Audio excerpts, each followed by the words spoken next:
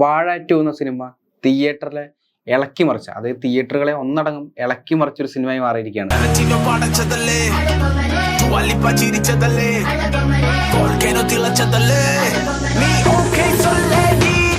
ഒരു സിനിമ വിജയിക്കാൻ ശരിക്കും വലിയ ആക്ടേഴ്സോ വലിയ ബഡ്ജറ്റോ വേണ്ട. ശരിക്കും നല്ലൊരു സ്റ്റോറി, ആൾക്കാർക്ക് റിലേറ്റ് ചെയ്യാൻ പറ്റുന്ന, ആൾക്കാർക്ക് കുറച്ചുകൂടി ഇമോഷണലി ടച്ച് ചെയ്യുന്ന, ആൾക്കാർക്ക് കുറച്ചും കൂടെ റിലേറ്റ് ചെയ്യാൻ പറ്റുന്ന ഏതൊരു സ്റ്റോറിയും അല്ലെങ്കിൽ ഏതൊരു ചെറിയ സിനിമയും ആൾക്കാർ അത് ഏറ്റെടുത്ത് വിജയിപ്പിക്കുക തന്നെ ചെയ്യും.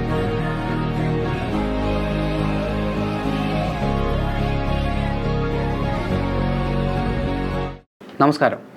ഇന്നത്തെ ടോപ്പിക് എന്ന് പറഞ്ഞു കഴിഞ്ഞാൽ വാഴ 2 എന്ന സിനിമ തിയേറ്ററിലെ ഇളക്കി മറിച്ച, അതായത് തിയേറ്ററുകളെ ഒന്നടങ്കം ഇളക്കി മറിച്ചൊരു സിനിമയായി മാറിയിരിക്കുകയാണ്. ഈ സിനിമ തിയേറ്ററുകളിൽ ഇളക്കി മറിക്കാൻ കുറച്ച് പ്രധാന കാരണങ്ങളുണ്ട്. അതെന്തൊക്കെയാണെന്ന് നമുക്ക് നോക്കിയാലോ. പ്രധാനമായിട്ടും പറയുകയാണെങ്കിൽ യൂത്ത് കണക്ഷനാണ്. കാരണം ഈ സിനിമ യുവാക്കൾക്കിടയിൽ ഭയങ്കര റിലേറ്റബിൾ ആയിട്ടുള്ളൊരു ഒരു കണ്ടൻറ്റാണ് ഇവർ തന്നത്. കാരണം യുവാക്കൾക്ക് ഭയങ്കര ഇത് റിലേറ്റ് ചെയ്യാൻ പറ്റുന്ന കണ്ടൻറ്റാണ് ഇതിൽ ഈ സിനിമയുടെ ഒരു പ്രധാന ഒരു ആശയം എന്നുള്ളത്.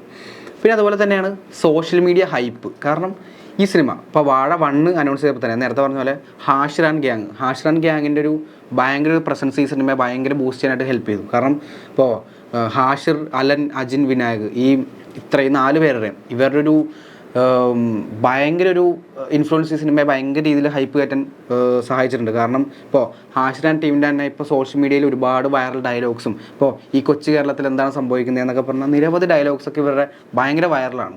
അത് സിനിമയിൽ നമുക്ക് കാണാൻ കഴിയും. അത് പല സോങ്സിലൂടെയൊക്കെ അവർ സോഷ്യൽ മീഡിയ വഴി അവർ പബ്ലിഷ് ചെയ്തതാണ്.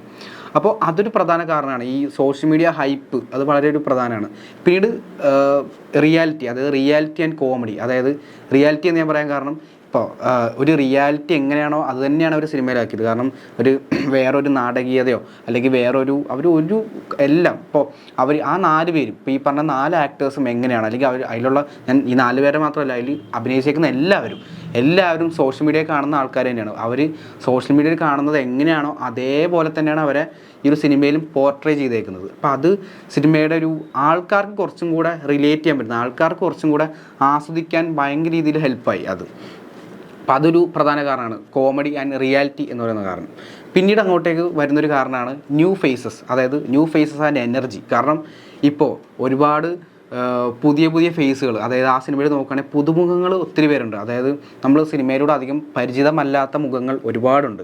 അപ്പോൾ അതൊക്കെ ഒരു ന്യൂ ഫേസ്, ഒരു ഫ്രഷ് എനർജി കിട്ടാൻ കാണികൾക്ക് സാധിച്ചു. കാരണം ഇത് മുൻപ് കണ്ട ആൾക്കാരല്ല. ഇപ്പോൾ ഭയങ്കര ഫേമസ് ആയിട്ടുള്ള, ഞാൻ പേരെടുത്ത് പറഞ്ഞില്ല, ഒരുപാട് ഫേമസ് ആയിട്ടുള്ള ആക്ടേഴ്സ് ഒരു സിനിമയിൽ വരുമ്പോൾ നമ്മൾ എക്സ്പെക്ട് ചെയ്യും അവരുടെ ആക്ടിങ് ഇങ്ങനെ ആയിരിക്കും, അല്ലെങ്കിൽ ഈ ഒരു നമ്മൾ വിചാരിക്കുന്ന പോലെ ആയിരിക്കും, അല്ലെങ്കിൽ ഈ ഒരു ലൈൻ ആയിരിക്കും എന്നുള്ളത് നമ്മൾ എക്സ്പെക്ട് ചെയ്യും. പക്ഷേ ഒരു ന്യൂ ഫേസ്, അതായത് പുതുമുഖങ്ങൾ സിനിമയിൽ വരുന്ന സമയത്ത് ഇവരെന്താണ് പോർട്രേ ചെയ്യാൻ പോകുന്നതെന്നുള്ളത് കാണികളായ നമുക്കത് പ്രെഡിക്റ്റ് ചെയ്യാൻ പറ്റില്ല. കാരണം അതൊരു ഭയങ്കര ഒരു സിനിമയെ ഭയങ്കരമായിട്ട് സഹായിക്കും. കാരണം പ്രെഡിക്റ്റ് ചെയ്യാൻ പറ്റില്ല. അപ്പോൾ നമ്മളൊരു ആക്ടറിനെ കാണുമ്പോൾ നമ്മൾ പ്രതീക്ഷിച്ച അത്ര ആൾ വന്നില്ല, അല്ലെങ്കിൽ നമ്മൾ പ്രതീക്ഷിച്ച രീതിയിലുള്ള ആക്ടിങ് ആൾക്ക് പുൾ ഓഫ് ചെയ്യാൻ പറ്റിയില്ല എന്നുള്ള പല സിനിമകൾ കാണുമ്പോൾ നമുക്ക് തോന്നാറൊക്കെ ഉണ്ട്. അപ്പോൾ ഈ പുതുമുഖങ്ങൾ വരുന്ന സമയത്ത് നമുക്ക് അങ്ങനൊരു സംഭവം വരില്ല എന്നുള്ളതാണ്.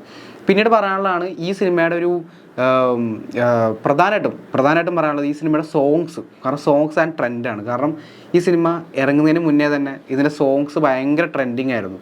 ഇത് തിയേറ്ററിൽ, അതായത് നമ്മൾ യൂട്യൂബിൽ സോഷ്യൽ മീഡിയയിൽ കേട്ട സോങ്സ്, അതായത് ഇവർ പുറത്തിറക്കിയപ്പോൾ നമ്മൾ സോഷ്യൽ മീഡിയയിലും യൂട്യൂബിലൊക്കെ കേട്ട സോങ്സ് നമ്മൾ നേരെ തിയേറ്ററിൽ ചെന്നപ്പോൾ അതിൻ്റെ വിഷ്വൽസും എല്ലാം കൊണ്ടും മറ്റൊരു തരത്തിലുള്ളൊരു അനുഭവമായിരുന്നു. കാരണം തിയേറ്റർ എക്സ്പീരിയൻസ്, നല്ലൊരു തിയേറ്ററിൽ പോയി നമുക്കത് എക്സ്പീരിയൻസ് സാധിച്ചതിൽ ഭയങ്കര സന്തോഷമുണ്ട്. കാരണം ആ ഒരു സോങ്സ് ഒരു പ്രധാന കാരണം. ഇപ്പോൾ ഏതൊരു സിനിമയിലും അതിൻ്റെ സോങ്സ്, ഇപ്പോൾ നമ്മളൊരു പാട്ട് കേൾക്കാൻ വേണ്ടി ചില ആൾക്കാർ പറയാറുണ്ട് ഇപ്പോൾ ആ സിനിമ മോശമാണെങ്കിലും പാട്ട് നന്നായിരുന്നു എന്ന്.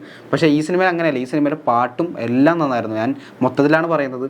പാട്ടും അതിൻ്റെ ഒരു പ്രധാന കാരണമായിരുന്നു. അപ്പോൾ ഇങ്ങനെ പല കാരണങ്ങളുണ്ട് ഈ സിനിമയുടെ വിജയത്തിന് കാരണം. ഞാൻ ഇപ്പോൾ ഈ നേരത്തെ പറഞ്ഞ യൂത്ത് കണക്ഷൻ ആയാലും, ഈ പറഞ്ഞ പോലെ സോഷ്യൽ മീഡിയ ഹൈപ്പായാലും, അല്ലെങ്കിൽ ന്യൂ ഫേസ് ആൻഡ് എനർജി, അതായത് പുതുമുഖങ്ങളെ അവർ പോർട്രേ ചെയ്ത രീതിയായാലും, പിന്നെ സോങ്സ് ആൻഡ് ട്രെൻഡ് ആയാലും ഭയങ്കര ഒരു ഇത്രയും പറഞ്ഞ കാരണങ്ങളൊക്കെ ഈ സിനിമയുടെ വിജയത്തിന് ഭയങ്കര ഒരു കാരണമാണ്.